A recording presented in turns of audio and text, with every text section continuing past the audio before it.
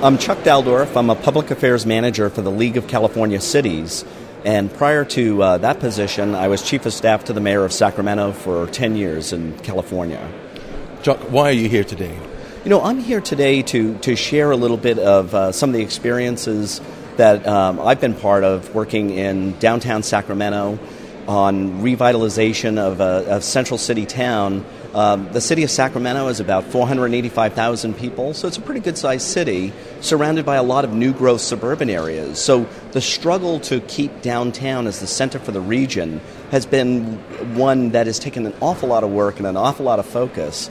Working together with the Sacramento Downtown Partnership, which is a business improvement district, we were able to do a lot relative to revitalization and growing retail opportunities, housing opportunities, and entertainment opportunities, which really has kept downtown Sacramento as a vibrant place. And hopefully by sharing that experience, towns small and large, because you can do variations of this in a very small way as much as you could do something in a very large way, are very, very valuable and valuable to the economy.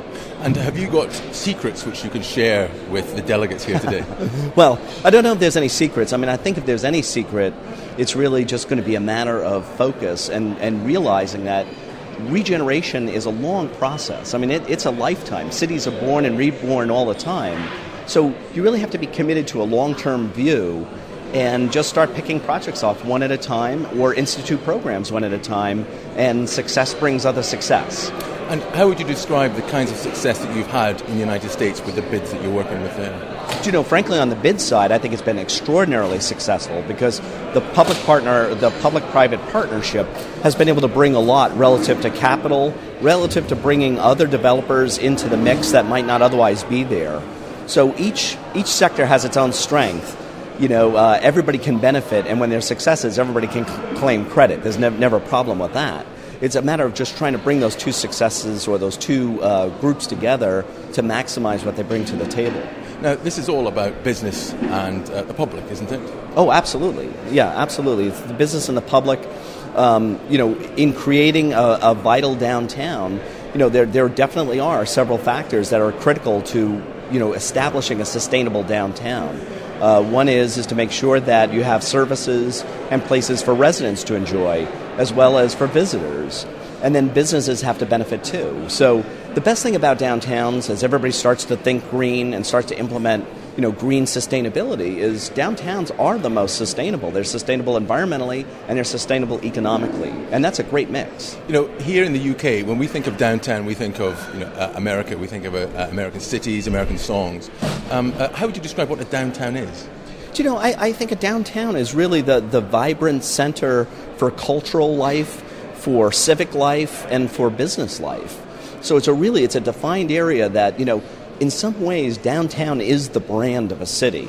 Cities can have lots of neighborhoods, and those neighborhoods can be very vital and very important. But when you think of any city, and even small cities too, the downtown area really becomes that trademark and really is the brand of that city. And frankly, it's the brand of the region. Isn't downtown a negative thing? It has been a negative thing, and I think people have realized over the years that was... People abandoned downtowns as there were new growth opportunities and people started doing greenfield development and moving further and further out from the core.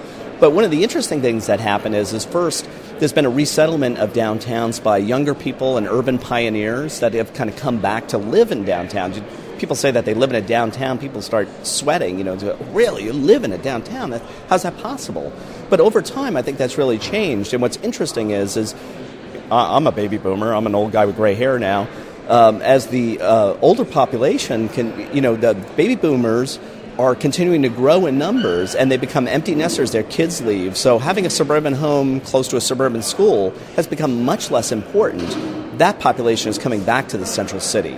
And that's a great population to be wooing back because they have expendable incomes. They want to shrink down. They're the ones that join the theater companies, they're subscribers.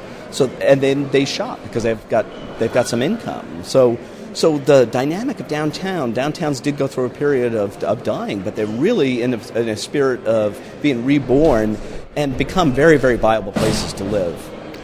Final question, I want to say, it's kind of obvious that outside it was pouring with rain today. It's not the best weather in Scotland. How are you getting on with it here? Oh, I love Scotland. You know, the weather is sort of just part of the entire experience, but it's not the driver. You know, I mean, I just think Scotland's one of the most amazing places on earth.